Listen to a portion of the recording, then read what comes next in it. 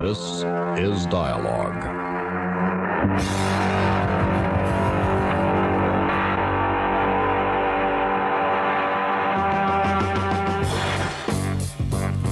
Dialogue, a presentation of the Public Affairs and Special Events Department of KLRB News.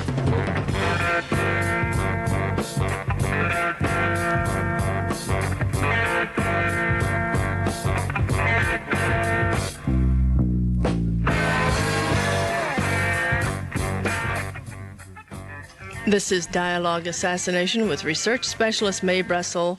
For KLRB, I'm Gloria Barron.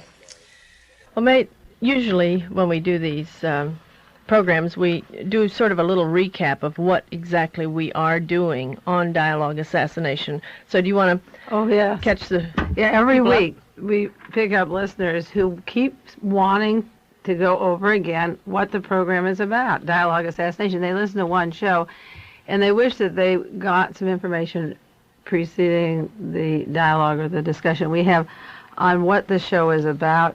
To repeat for the old listeners who I think still, some of them understand and some want us to tell them again, and for the new listeners who we pick up along the way, I'll explain what is happening with this show. I have spent 7 years researching the assassination of John Kennedy. By researching, I mean doing a job of collecting newspaper articles, books on the subject, reading the Warren Report. But the bulk of my research, the entire, what I call the pure research, is taking the witness testimony before the Warren Commission and comparing it to the Commission documents of the FBI and the Secret Service and the State Department, and showing that the Warren Report's conclusions were based upon witness testimony when the witness testimony did not match the exhibits or the documents. And I spent years researching and devising my own cross-filing system into hundreds of different categories to see where the discrepancies came up, why the witnesses were making certain statements which turned out to be untrue, and why the Warren Commission chose to believe them when their staff had in their own hands the documents that would prove the witnesses were not telling the truth. They're actually under perjury. They could be arrested. They took an oath, and they were supposed to be telling the truth. But the Commission isn't going to do that. They're not going to call them back because the Commission didn't want to use exhibits or documents themselves. They let the FBI conduct the entire investigation on the killing of John Kennedy or the killing of Oswald, and the FBI has been named as part of the organization that was involved in the planning of these deaths. And the Commission had many failures, but what I did was to spend years researching that subject. Then when Martin Luther King was killed, I found so many similarities between James Ray and the getaway car and the decoy and the use of double names and aliases and traveling again to foreign countries, like Oswald had been to the Soviet Union and back, and he'd been in Japan at Sugi Air Base, he'd been in the Philippines, and he had traveled in the Marines and out after he was in the Marines, and I found that James Ray had traveled to Canada and back to Birmingham and down to Mexico and Los Angeles and back up to Canada, and he'd been to Portugal and London, and he was on his way to Rhodesia. So these boys had traveled a lot, and there were patterns, many similarities in the two murders and in the alleged assassins. And then when Robert Kennedy was killed, I began to study that because between those three murders, I came across 35 similarities in the pattern of reconstruction of the crime and the cover story as against the truth and how the police department handled it and the news media's handling of these murders. So I was studying the exhibits of the Warren Commission and comparing to the witness testimony. Then I began reading. I've read 8 papers a day continuously for the last 7 years, sometimes 60 magazines a month, which I cross-file and copy and put into 1,800 subject categories, which have to do with politics, because these were political leaders and what effect they had, which personalities have gained by the murder, which ones cover it up continuously, and which lawyers are called to defend the alleged assassins, or where are they sent from? Is there a similarity in their backgrounds? So I study the lawyers, and I study the State Department, and I read articles like Evelyn Knight, who's the chief of the State Department, who says it's filled with murders and conspiracies. It just stinks to high heaven of murders and conspiracies. She's the chief of the State Department, and she makes this kind of remark. She's an arch conservative. A lot of people, Gloria, have a feeling that I'm a communist. They don't know where I stand, that you have to be a communist to undermine your government. And so I continuously quote magazines like American Opinion, because the John Birch Society and Medgar Evans, who writes every month the American Opinion, has book reviews or comments on Lyndon Johnson or Bobby Kennedy or Ted Kennedy's accident and all the world events. He continuously refers to the military coup of 1963 when the government was overthrown. And his line of thinking is more identical to mine than any writer, any of the liberal writers certainly, James Reston and Walter Lippmann and all Tom Wicker, all the smart liberals who are crying about what's happening now today. The American Opinion is the closest to my way of thinking. So my background as a researcher covers many, many books, several hundred, 109 books on assassination so far. People don't realize there's that many. And then there's books on espionage systems and spy systems, which I've read about 100, that I own because when I realized that Lee and Marina Oswald were agents of the CIA and began to study the pattern of agents and other not fiction books. These are all nonfiction, factual, espionage cases, autobiographical. So I began to study those, and then State Department books and the Pentagon story of the FBI that nobody knows, or warfare state, and all kinds of books on government. So my background, a lot of people say, well, how can she come to these opinions? This comes, somebody made this suggestion this week that they were in a group and they were talking about the show and the subject came up. Well, I understand some of the things she's saying, but she's making these broad statements, and how can you back them up? She's taking something in history and then taking her theories and fitting it together, because I read something in the newspaper. And that is a valid criticism. I don't object to it. In fact, I wish you people would, if that person really wanted to know what was happening in the world and felt that maybe I have something, but they don't quite dig it, I really wish they'd write to KLRB or call, just send a postcard, which most people won't do. If they want to clarify a point, they should just call in. And I don't mind the criticism, because that shows you're thinking, or you want to know, and you have a right to say on what basis are you making these statements, because I'm throwing them out about 20 an hour. I'm throwing out a lot of heavy stuff, but I have several hundred books of original research just taken from the FBI documents or letters. I make a statement that the Warren Commission had the conclusion of their findings before they ever went to work, that before the men ever met, they knew what they were going to say. And somebody may think, well, that's presumptuous. But the way the commission worked and the way I cross-filed the work, they couldn't have had it any other way. And after my research was completed, I got out of the National Archives this summer, and they just came to me this fall, 1,800 pages of documents that the commission could have worked with and didn't, that are now public domain. They cost me $92 to get, 1,800 pages that had been microfilmed and now Xeroxed. The researcher got them for me. And among them is a letter from J. Edgar Hoover to Earl Warren, and it's dated in December. I think we talked about this on another show, where he says, Dear Chief Justice, Lyndon Johnson is of the opinion that we have to assure the nation of two things. The Gallup poll says that people believe that Oswald was the lone assassin. There could have been a conspiracy. And this letter was dated in December 1963. And I want you to assure the nation that, number one, Oswald did it alone, there was no conspiracy. And number two, that Ruby did not know Oswald. Now, this was before the commission had its first meeting, and the orders were given. Now, I could say that based upon my research, but now my research, over and over again in books coming out in documents, is absolutely accurate, and I can put into the book I'm writing what's coming later. So that I don't mind if people have these questions. I like them, and I'll try to answer it. So much for the background. Yeah, right. Yeah, I think... Oh, you have a newspaper clipping about Abby Hoffman. There was a wonderful haircut. one. Tuesday morning's newspaper has an article about Abby Hoffman. He had a haircut. He said all the long hairs now are hired by Warner Brothers. The hip cult is taken over by Warner Brothers. And he talks about the young people, the hippie generation, and the problems. He said they could have done more to help in the voting system and the ballot box. They could have brought some changes. But he said now he's urging his followers to register and vote for two reasons. One is to be able to get on juries. And he said, my chief fantasy is to hang the jury of the next presidential assassin. I thought that was really good, because they are the guilty ones, really. By letting the story not be told, future murders happen. They are the murderers. Each jury is a murderer, because he allows the next. Of course, in the case of James Ray, he didn't even have a jury. He had a judge for 1 minute. He's begging for a jury. He can't even have it.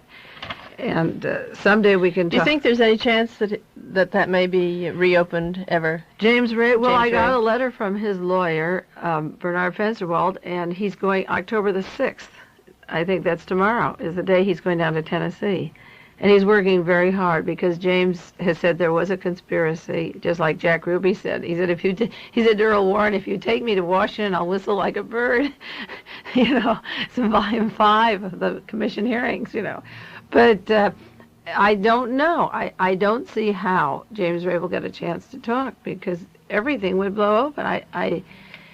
We're going to talk a little bit about how they stopped Garrison from having his trial. I just think that the young people, when the show first went on the air, we said write letters to public officials. I haven't heard from one of them, Gloria. So we've been on 14 weeks. We heard indirectly. Did you get any letter from anyone? Well, no, you did. Yeah, the station, from, but not anyone really. Talcott. Yeah. Now, there was an article after I left the station this week. It was just the day after I left here. An article about our local community. And I wanted to show you why the assassinations, getting back to why we're doing these shows each week, the assassinations are not a dead issue. And they're in the news all the time. The lawyers, the case of James Ray, the Sirhan case in Los Angeles, and so forth. But there was an article in the Monterey Herald that said 2 hitchhikers tell of highway assaults. There were 2 boys hitching along our coast last week that were almost killed. One boy's name was Alan Roth, and he was picked up at Castroville, and he was dumped down near the Highlands Inn Hotel. And he was picked up and taken to community hospital where he was in intensive care. And the reason the article caught my eye is that, for having followed the Manson case very carefully since 1969, I know how the pressure is coming down on the kids who are hitchhiking and moving along the roads without the automobiles that the establishment wants them to have. But this Alan Roth made a statement that was in the Monterey Herald that one of the men who almost killed him said that he had been part of the Manson family in Texas. Now, I know that this Manson family thing was concocted in Texas. My research verifies a lot of the background of the people that work with the Manson team, that worked with the other political assassinations, and the lawyers that lop over from one to the other. And I went to see this boy over at Community Hospital and have a talk with him. He was a graduate of college, 4 years, and then did graduate work in psychology and was working at a mental hospital as a psychologist, and he was about to go into the Peace Corps for the Philippines to leave that Sunday, and he was almost killed. And he didn't have too much to say about the Manson family, but in Los Angeles, the Watson trial is going on, and we're going to do a whole show next week. If the news isn't too drastic or too shaky, I would like to do a whole show on Charlie Manson and Tex Watson, because Tex Watson's trial is going on in Los Angeles, and they don't refer to him as the hippie. All my newspaper articles of Manson, every word is hippie, hippie, hippie. But with Tex Watson, it's a different thing. A girl's testifying at the trial that he suffered no mental damage at all, that he was happy and fun to be with. He was in Texas, and he was living a very good life. His cousin was one of the sheriffs that protected him, and when he was arrested, he was confined. But he had no brain damage. He adjusted perfectly to the Texas jail and so forth. When he came to Los Angeles, he was supposed to be in a infantile position and a vegetable and losing weight and not ready to stand trial. But he was only brought to Los Angeles after Charlie Manson stood trial. Charlie Manson had a trial that cost Los Angeles $1 million. And Charlie Manson wasn't at the home of Sharon Tate or the Biancas. 7 people were murdered. And Charlie Manson wasn't in the home of any of those people. Tex Watson did all the murders. The jury knew they did them. He wasn't too sick to stand trial. And in this crazy world, if whoever is listening could only try to see things some way, like through my vision of what's happening, why should the man who did the murders not be tried first? They tried the one that they said was the robot that masterminded him. But I don't believe Charlie Manson masterminded him. And another matter is that these boys were intense racists. This Tex Watson said that he was preoccupied with a grandiose delusion to foment a race war through the slayings that would end with the Manson and his family, the families working together. This is the boy from Texas. He spoke of the imminence of a race war and that they would be out in the desert. They had a place out in the Mojave and dune buggies and things, and they would hide out until the war ended. And these men had a very careful plan. Now, Tex Watson, the prosecution claims that he purposely wore certain dark clothes to the murder site. He took his change of clothing because he knew they'd have blood. He discussed the layout of the Tate house as they drove there so that everyone would know which position. He hid his car, which was an old clunker, so it wouldn't be conspicuous in that area. He told them to wipe fingerprints off the weapons, the girls that were with him. He sent Mrs. Casbian at the door as a lookout, Kasabian as a door to lookout.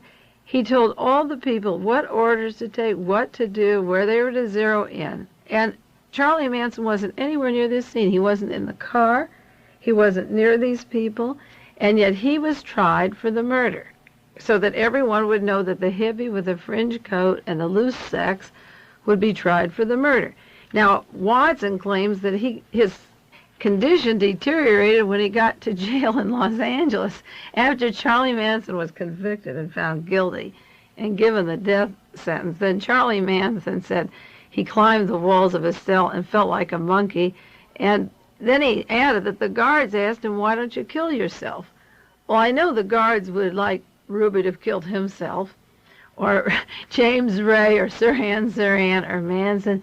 It's interesting that the guard asked Watson to kill himself, because if Watson did, then Manson would stand the sole rap. You see, before the trial. Well, Watson went a little bit loony when he was in the jail, because he was an honor student in Texas, and he was a very bright boy, and I'm sure that he was given assurances that he wouldn't even get into that jail. So he faked his mental sickness and acted like a vegetable and a mute. But the doctors watched him, and he had his tongue hanging out and his head was lopping over. But when the psychiatrists, looked the other way and pretend they weren't looking, his head was in a normal position. He was talking with everybody. And the whole thing is that he did want to instigate a situation to bring on problems in our society which were not there before. So I have a marvelous article about Charlie Manson. I'm not going to read it now. I'm going to read it next week about this problem. But I'll read you one section of it. It was written by somebody, Marshall Singer.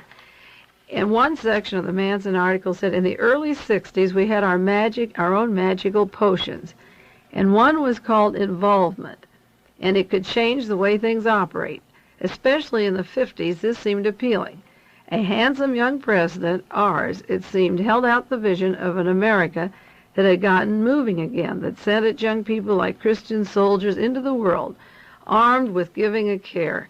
And at the same time, not to believe that all this was gauche, there was a sense that we had tripped upon a defect in our dream, and it was called apathy. And when Manson breaks in with us, there is a reality too complex and also too banal to understand. The article is saying that after Kennedy died, we had so much apathy about what was happening in the world. Now, Manson's friends and I dreamt up an armada against the pigs. Every car from Mojave to Los Angeles, he said, would be wiped out. And then Manson's family would beat it back. They would blame it on the blacks. They would shoot the cops and watch the blacks get the blame. After the race war and Holocaust, when the blacks and whites would be annihilating each other, the family would come out. Now, continuing this article, said all the talk about violence coming down from the barrel of one lone crazed assassin seems like a vaudeville routine, tolerated not because it is especially funny, because it satisfies certain expectations. John Mitchell doesn't believe it, nor does his wife, that belle of a Brunhild with her Heidelberg drawl. For his part, it is doubtful that Charlie Manson believes it either. Conspiracy is the order of the day, both in Hollywood and in Chicago. Now, you see, we have Oswald the lone assassin, and we have Sirhan and Ray. The one lone crazed assassin is a vaudeville routine, it says. And it satisfies your expectations because that's what you want. You want to believe it's just one thing. But it isn't that way at all. And Charlie Manson knows it. He knows what he was doing, and the police know what he was doing. He had, not Charlie Manson, Tex Watson wrote on the door of the house with the blood of Sharon Tate and the others, "Death to the pigs." They admitted they did it because they wanted to increase a race war.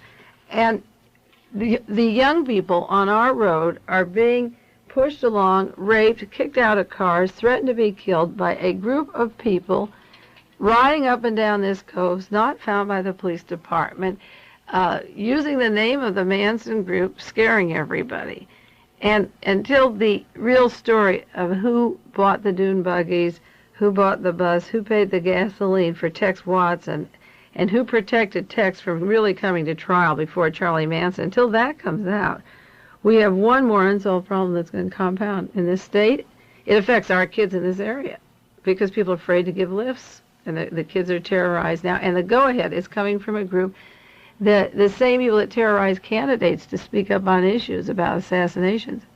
Incidentally, I have to say that a lot of people say, "Am I in danger, Gloria?" At the show. Yes, a number of people have asked me that. Yeah, so far I haven't had any intimidation because of my research for about a year. But last week we did a pretty heavy show, and Wednesday night I was out, and I have several people living at my home, and one of them came home about 7:30. It was still light, and there were 2 black motorcycles in the garage.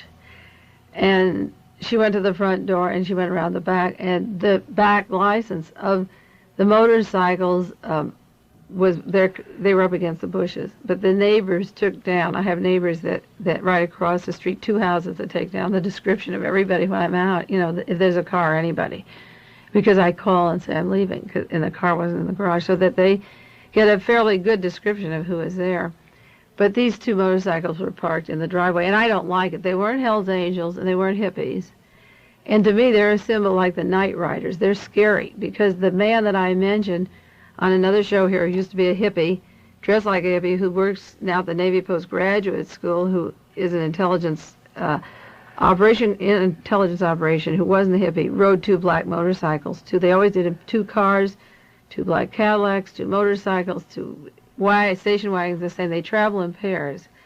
And also these other teams that I study work as doubles. They have identical doubles that would pass, 2 Oswalds, 2 Rays, 2 Sirhans. A boy named Wayne resembled Sirhan. So there were these 2 motorcycles. I don't appreciate it. And I don't know why they were there. This person asked why you're there, and they told her, "We're looking for a street named Brooklawn." And she mentioned some street down the way that sounds like that, but it wasn't our street. And they were very hostile to her questions, and then they pulled out, and I didn't see them all week. And I hope they just stay away, because I'm really not hurting them. There isn't,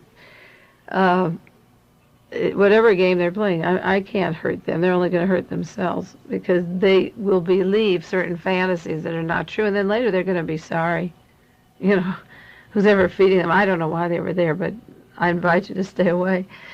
But incidentally, one response to the program I got, which was really great, a woman in Pacific Grove hears the shows, and she had collections of newspapers from 1963, Gloria. And she asked me if I'd like them. The Washington Post and the San Francisco Chronicle, and another one from in California, all the articles. And I said, "That's wonderful." She was saving them for her family. So I went over to her home in Pacific Grove and I did save articles from 1963 right away, but she has all the first week of the assassination, and that's another show I'd like to do, is to take the subject of news control, because Mr. Cronkite this week is crying, and the CBS, the newsman, it's very much in the news that ever since Spiro Agnew and this administration is in, the problem of news control is very dangerous. And I would like to read the early articles that came over on the assassination, just the week of the assassination, and then tell you after 7 years research what articles were true and what were untrue. I was reading them last night going back. I hadn't seen them. That could be probably a two-parter. It would be so long. It would be long. I did cut out one interesting section. I didn't cut the paper out. I just copied it to show you. When we're talking about Manson and Tex Watson and the purpose of instigating the killing of 7 people down there was to make it look like the blacks did it. An article in the Washington Post, November the 26th, had an article about Lee Harvey Oswald in the United States. And this is the way it reads. It said, the man accused as the assassin of President Kennedy was described by Pravda as a dupe of fascist forces. When Oswald in turn was killed by the party newspaper suggested that the right-wing extremists shut his mouth. Oswald, as possibly, was the innocent victim of a frame-up, and at the same time he could have been a Trotskyite sympathizer. They thought that it was possible that he was not a communist in the term of the 1963 Russian communist, but had been trained as a Trotskyite here.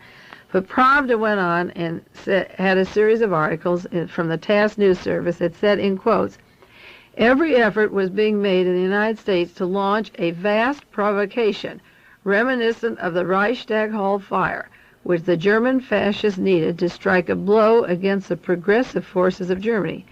Those who had placed inflammable material in the Reichstag cellars in 1933 and those who were now circulating the absurd version about communist involvement in the Kennedy assassination pursued the same ends.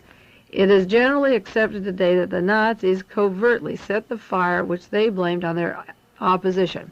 With every hour since Kennedy's tragic death, it is becoming increasingly clear that the assassination in Dallas was a premeditated action of fascist-minded forces, the ultra-right-wing, racist quarters which plot against any step aimed at international détente, said the Soviet press.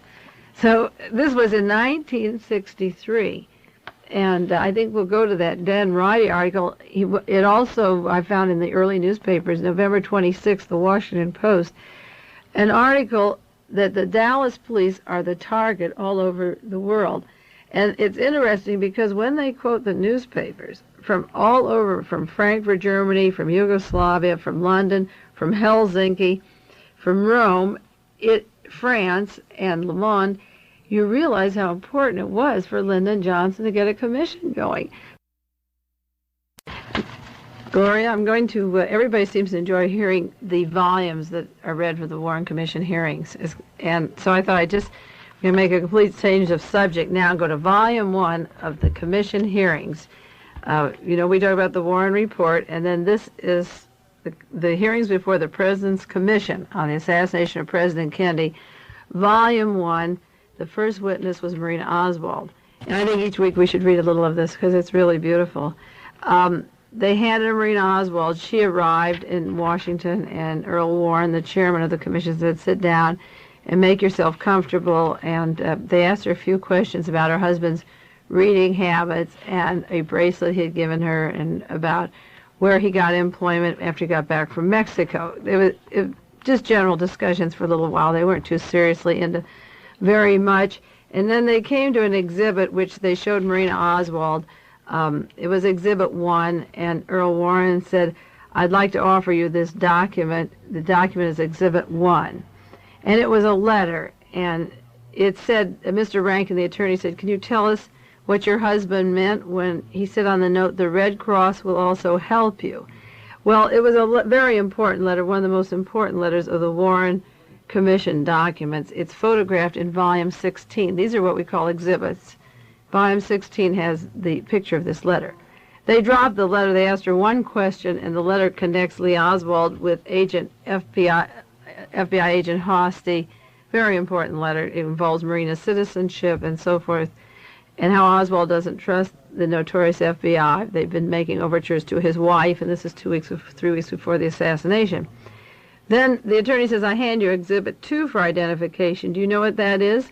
And Marina Oswald said, no. Mr. Rankin is the chief attorney for the Warren Commission. Do you know whether or not that is a photograph of the Walker House in Dallas? And Mrs. Oswald said, I didn't see it, at least taken from this view. I don't recognize it. I know that the photograph of Walker's home, which I saw, showed a two-story house, but I don't recognize this from any view. I never saw the house any time in my life. Now, Mr. Rankin said, does Exhibit 2, this picture, appear to be a picture that you described yesterday of the Walker house that you thought your husband had taken and put in his book? She says, no, perhaps this was in his notebook. I don't remember this one.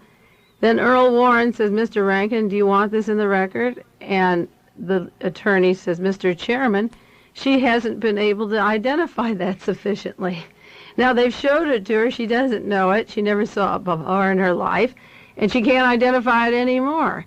But Earl Warren says, well, should we put this down? Is this important? He said, well, let's go further. He says, maybe I can help you to recognize it. Maybe I'll be, Marina then says, let's go on. Maybe I'll be able to recognize what it is.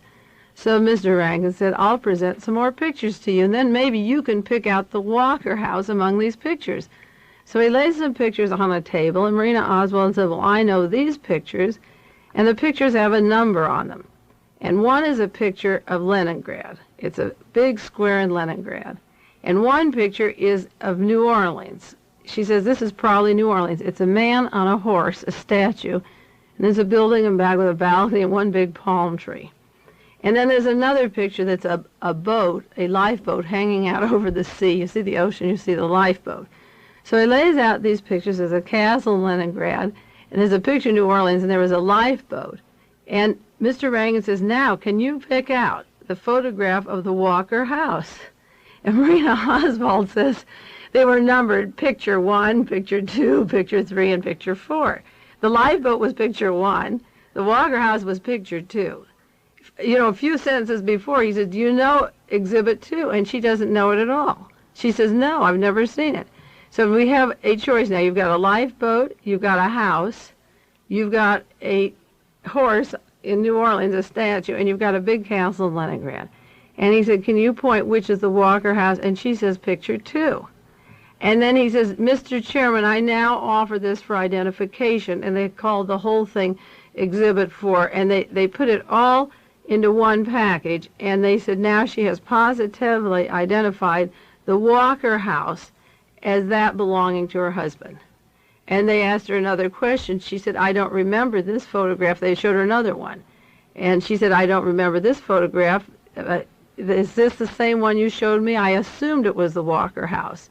Well, they go through this whole thing, and then the Warren report, you see, when it wants to say that Lee Harvey Oswald attempted to shoot General Walker in April of 1963, if you turn to the Warren report, they give 4 reasons for coming to the conclusion that Oswald shot at Walker. One of the reasons is Marina Oswald identified photographs of the Walker's home and said that he did it.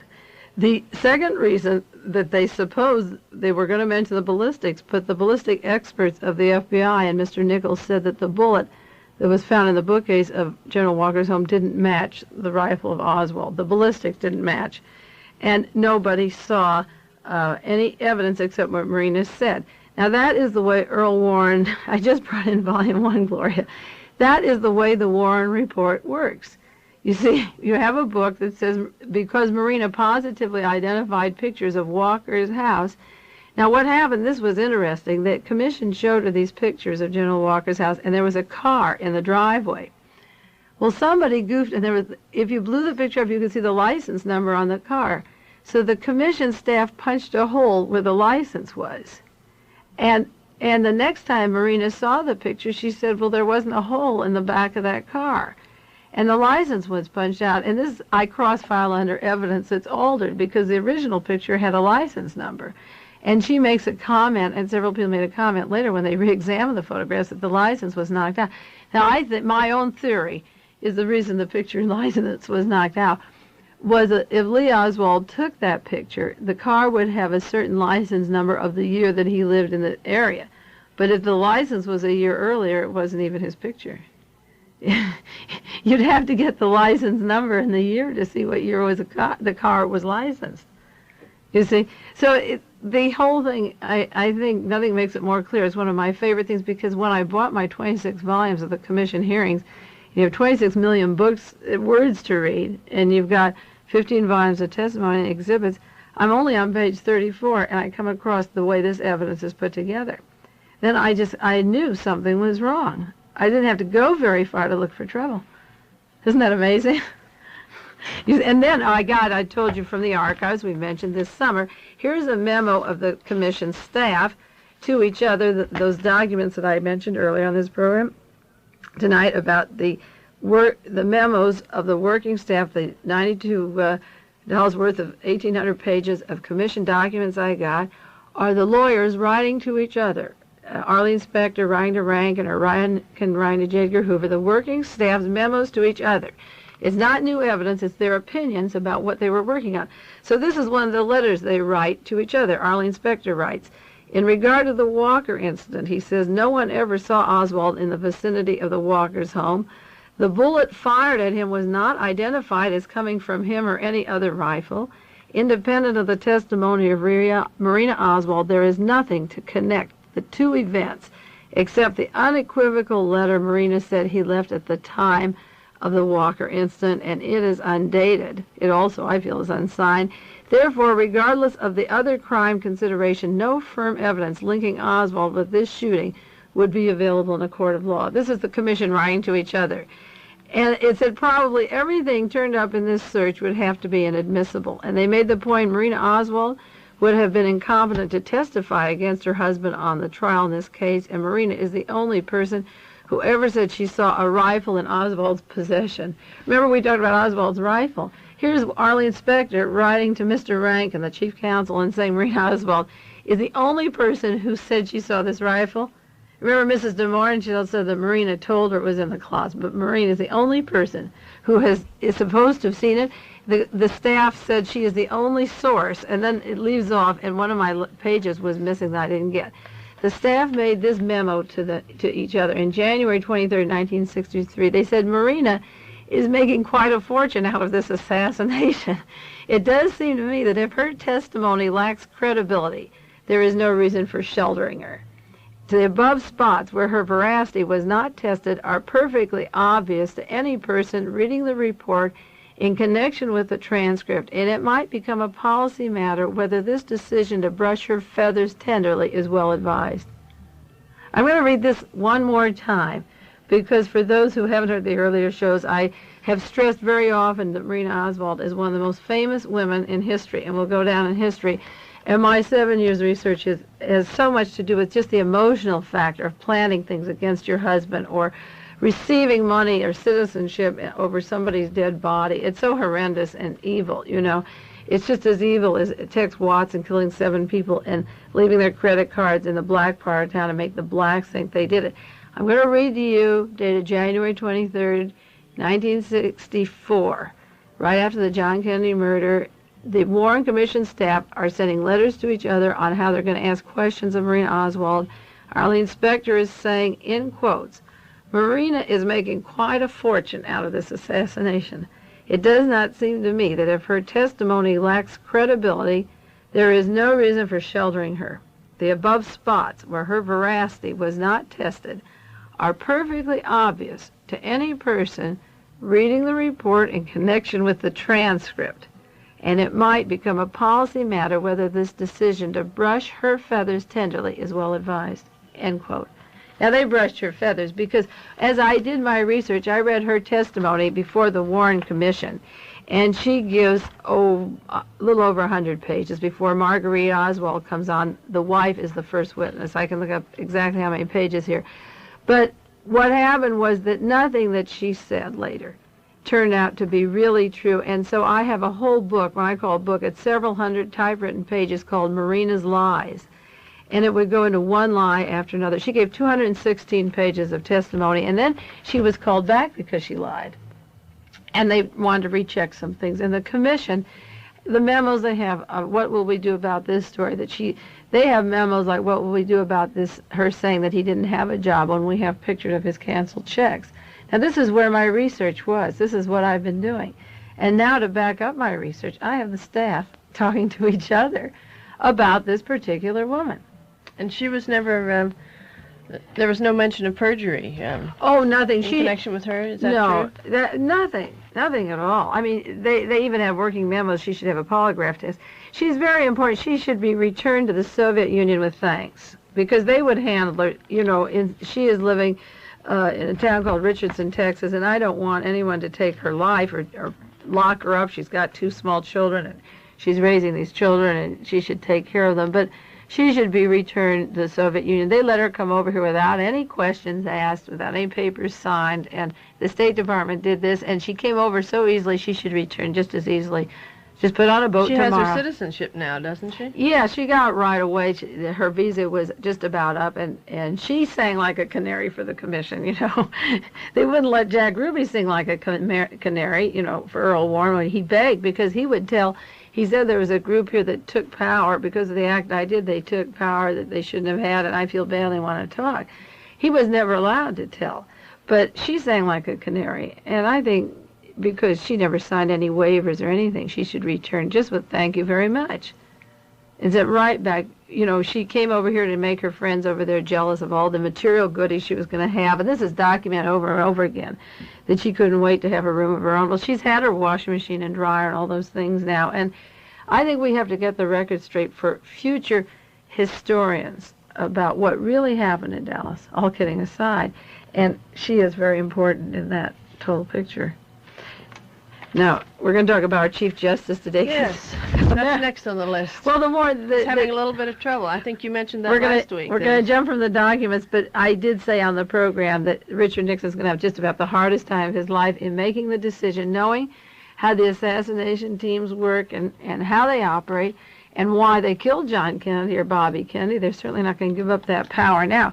So apropos of that, I was very interested in who we would get as a Chief Justice, and the name of Representative Richard Poff was suggested. He's from Virginia. But he resigned before he could be nominated because he gave his reasons that he didn't want any protracted or controversial discussion. He said, in quotes, "It is imperative to the Supreme Court that both vacancies be filled promptly. It is imperative that the nation be spared a long and divisive confirmation battle. It is imperative to my family that they be spared the agonies of such a battle, whether the result is defeat or victory." Now that was end quotes. That was the #1 choice of Richard Nixon that was whispered on Capitol Hill, but he's going to spare his family. I've heard of a number of other names like Spiro Agnew. Yeah. Well, what are they going to do? You see, the minute Mr. Poff, Representative Poff, said, "I don't want you to investigate my background." You see, Carswell was nominated for Justice of the Supreme Court. He didn't make it, so then he wanted to run for senator from Florida, and there was so much out about him, he didn't make that either. So I think Representative Poff is perfectly happy to sit in the House of Representatives. And he got off really fast so that his family could enjoy having a member of Congress. Otherwise, they may have to leave Washington and go back to Virginia. You know, he didn't want anything going into his background. Now, Gerald Ford, of course, was the first congressman who cried about the decision of Representative Poff because Gerald Ford was a member of the Warren Commission. And I keep one notebook on members of the commission when Richard Russell was alive, or Gerald Ford, or Hale Boggs, Louisiana, Senator Cooper. Whatever they say or do from the time of the assassination, it doesn't have to pertain to the assassination, whether it's Vietnam or helping Lockheed or peace treaties or anything, any opinion they have on anything. Even if they judge a beauty contest, I put it under their name because at the end of 10 or 15 years, you'll get a personality picture of the Warren Commission because you were told it was a cross-section of America, unbiased, and a broad, sweeping, prestigious commission. And if you see that every single one of these men, with the exception of Senator Cooper, the other men, psychologically, emotionally, politically, with domestic policies, foreign policies, they're all of the same ilk. Civil rights, everything. There was not a cross-section, and all of them were opposed to John Kennedy's beliefs. Everything when people say, what was he killed for, if you gave 6 motives for killing him, these men represent the opposite of his motives. So I keep a file, just like I do one on Lyndon Johnson's aide. Where's Mr. Valenti, Mr. Moyer, Clifton Carter, everyone that was close to Lyndon Johnson? Where do they move? What is their opinion? What are they doing? What jobs did they have, you see? How do you keep this all going at once? It's a job. I've seen your research. It's a filing, so it's unreal. I just automatically do. Like if I see an article about Mr. Pop, I have a copying machine now. That slowed me down for a long time because I didn't have one. I finally had to invest in one because then, taking 8 papers a day, I take the article that Gerald Ford says, and I'll read it to you, and then I can cut what article and put it under commission member, and I put another one under Supreme Court justices because I want to watch how Richard Nixon's going to go about selecting the next 2. He was made president because of promises to people who live in the past. And the present has caught up with us. Somebody described Mr. Kissinger. I was in Canada, and I read a magazine there that said Kissinger is the best 18th century mind we have in Washington. So that was the description of Kissinger. And he's in China now, right? Kissinger, no, not right now. He's in Washington. He went there. He's going again. Is he going again? Yes. He'll go 100 times. But anyway, it's really interesting. So I keep a thing on the Supreme Court justices. But what Gerald Ford said was, in quotes, this is Sunday's paper, "It is a sad and shocking day in American history when leaders of the NAACP and leaders in organized labor and a few power-hungry senators can prevent an honorable and fair and qualified man from having his name submitted to the U.S. Supreme Court." End quotes. Now, if what Gerald Ford is saying, this is a hell of a day. Oh, pardon the slang, Gloria. He said this is a terrible day because all these things that happen and our world is still moving on. We thought, if you change the reins and change the power structure and you shoot John Kennedy, you have your world back. You don't get your world back. You get a different world, and you get a world that's moving in other directions. Whether it's going to be a bloody revolution, people are of some asking kind. questions. They're asking questions. They're moving. Gerald Ford's world never existed.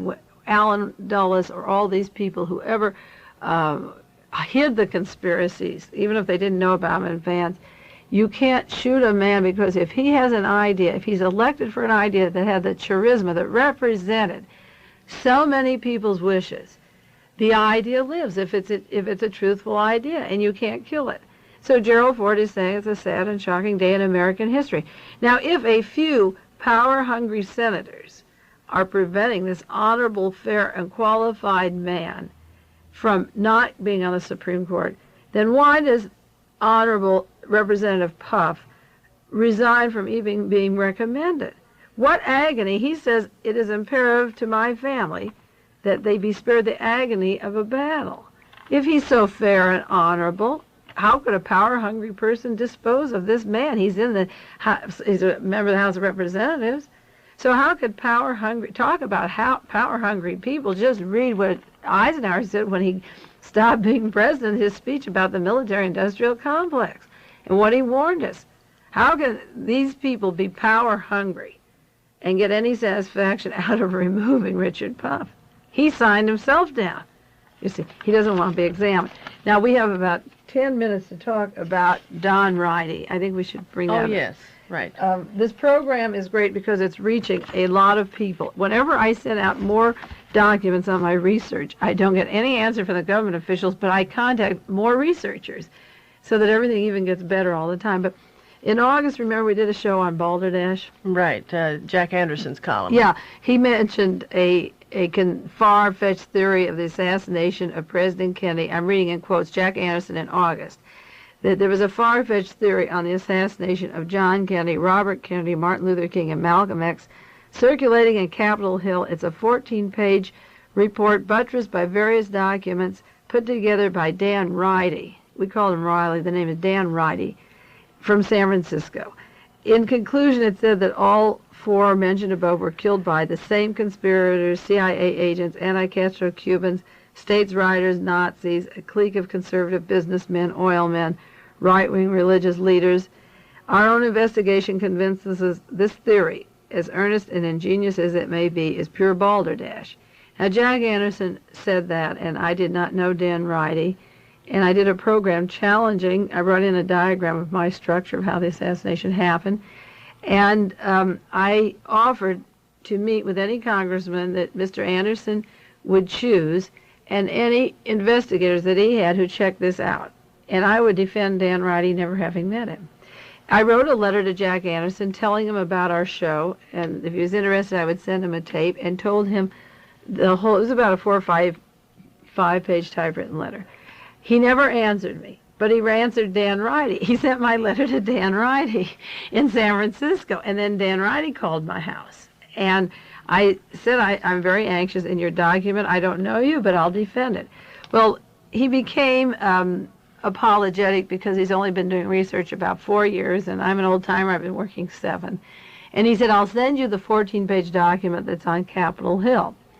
And, of course, I was interested in it. Now, I have it here with me, and as much time as we have, I'll go through the gist of a few things. I only learned out of the 14-page thing. I didn't get it to learn anything, but you always do learn. I did learn one interesting thing which I did not know. The rest I knew, and his material isn't documented the way mine is. I could do a marvelous job of defending Dan Reidy, but one thing he did say, the last issue of Computer and Automation had an article about a Secret Service agent named Alexander Bolden, who was black, who wanted to tell the Warren Commission about the conspiracy to kill John Kennedy at the Army-Navy football game in Chicago just a few weeks before the Dallas death.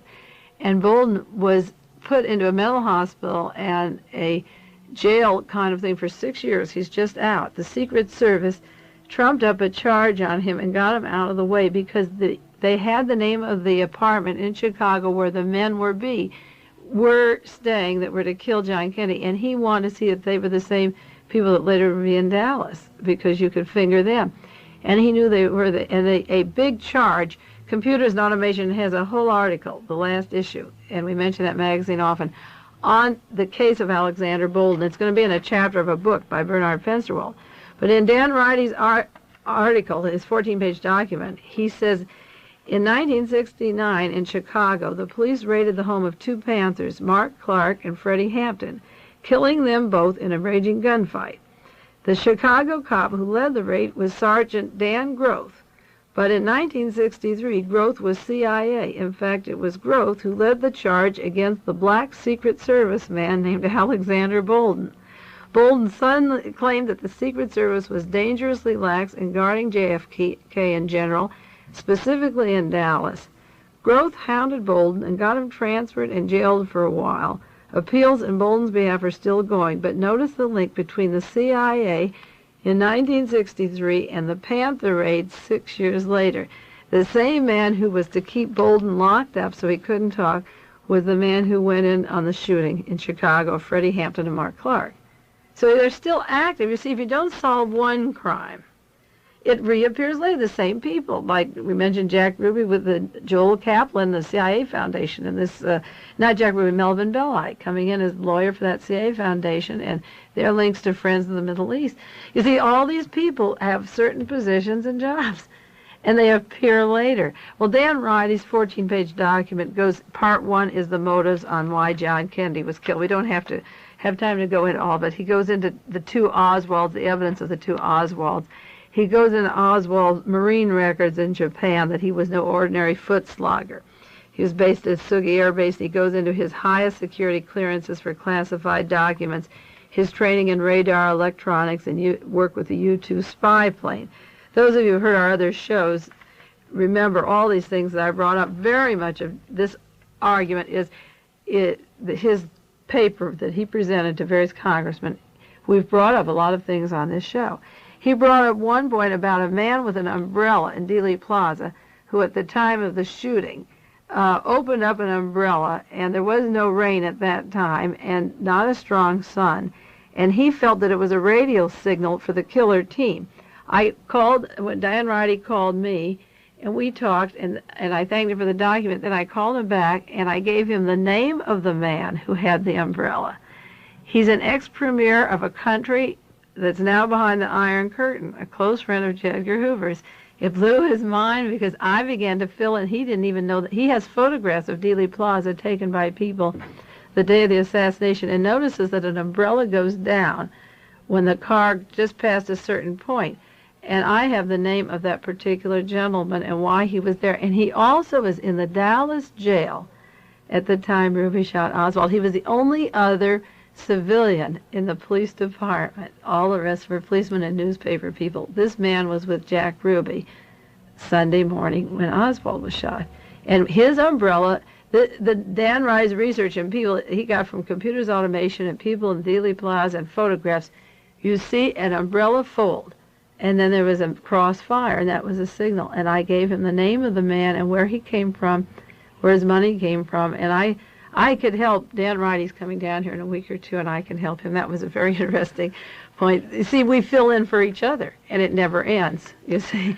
Maybe Dan would be willing to come on the show. Oh, he Maybe said, we could I do a asked show. him, do you want him down? He said he sure, would. Yeah, he yeah. works during the week, but he said he'd take a Tuesday off and come down. That'd be fine. Maybe next week I'll call him and see. Next week we do Manson, though. Oh, Maybe we can do it the following week. The week yeah. after? Okay, I promise a whole show on Manson. Okay. But anyway, this is a long, Gloria, you can see this long, it's 14 pages, but it's packed with every sentence of pleading for people. In the end, he just pleads for people to catch on to what's happening. He talks a bit, Jack Ruby's work with neo-Nazis in the area.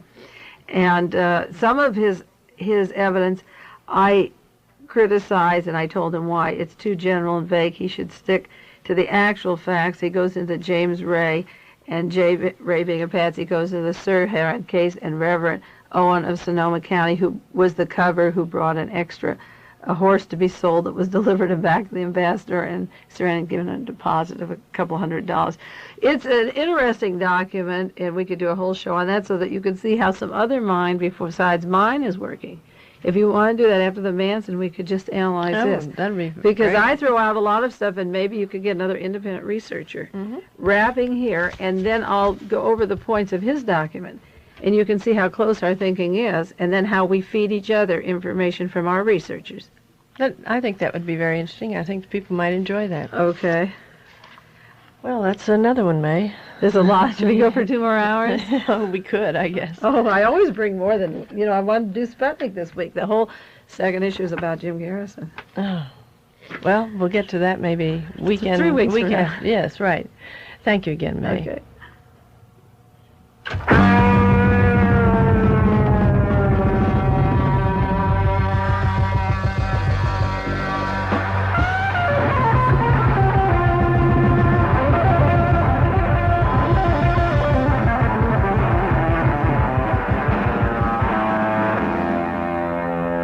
You've been listening to Dialogue.